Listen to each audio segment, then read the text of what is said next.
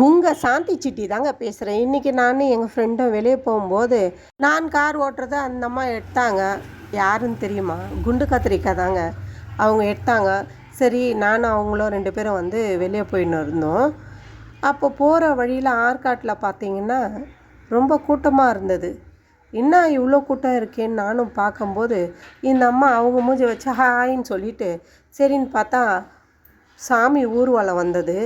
பார்த்தா மயான கொள்ளைக்கு சாமி எடுத்துகிட்டு போயிருந்தாங்க. நானும் அவங்கள பார்த்துட்டு சாமியை வணங்கிட்டு அந்த மேலே சத்தம் பயங்கரமாக இருந்ததுங்க. ரொம்ப டிராஃபிக் வேறு. சாமியை பார்க்கலான்னு கிட்ட போயிட்டு நாங்களும் எடுத்தோங்க.